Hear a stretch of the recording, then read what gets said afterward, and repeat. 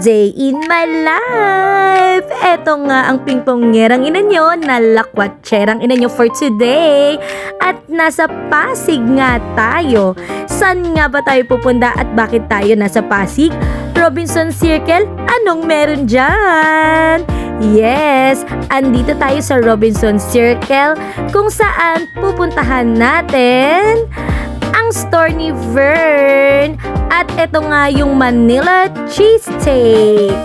O diba? Touchdown na tayo. So ayan nga, papasok na nga tayo. At syempre, titingnan natin kung ano yung mga offer nila sa ating menu. Yan ang mga menu nila. O diba? Yan. So mamimili nga tayo ngayon kung ano yung o-orderin nga natin.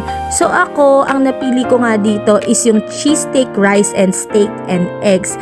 At etong kuya ko, in-order nga niya ang lahat. Since nga nasa Taiwan sila at syempre hindi naman sila lagi nandito, kaya sinulit na nga niya. O diba? At sa mga curious nga dyan, ito nga pala ang menu nila, diba? Very affordable lang. So, ito na nga tayo at nakapasok din tayo sa kitchen nila, diba? So, ayan, makikita nyo naman is napakasarap na. Niluluto pa lang yan, pero napaka-yummy. Tingnan nyo naman yung cheese, diba? Grabe, quality kung quality talaga. Yan, diba? May mga secret weapon pang nilalagay si kuya dyan. Kaya talaga napakasarap. Ito nga pala yung tea nila. Yan yung in-order namin. Grabe, ang sarap niyan, promise. Pag pumunta kayo dyan, yan yung inumin ninyo, ha? Masarap yan. Recommended ko yan. O, diba? Waiting kami. At ito na nga, nakuha na namin ang pagkain namin. At syempre, busy ang lahat kasi tinitikpan namin. Grabe, ang sarap niya, promise. 10 over 10 talaga. So, lahat yan tinikpan namin. Ang sarap lahat. Mapa-buns, mapa-fries, at saka mapa-rice in a bowl. Tingnan nyo naman yung serving, napakalaki. At nga pala, ang mga bagets namin, since while eating, syempre kailangan nila malibang.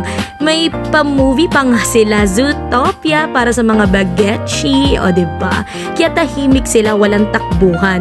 While eating, watching, at ito na nga, bumaba na nga si Vern at si Athena. O diba? So ayan, chika. Syempre, tagal nilang mga hindi nagkita. Kala mo, hindi nagkita nung birthday nung isang araw eh. Ayan, chika time sila ng kapatid ko. Kami naman is kumakain pa din. As usual. At ito na nga, it's time to go na. Dahil bukas na ang flight ng kapatid ko nung time na yan. So ayan si Darina, uwi na nga siya.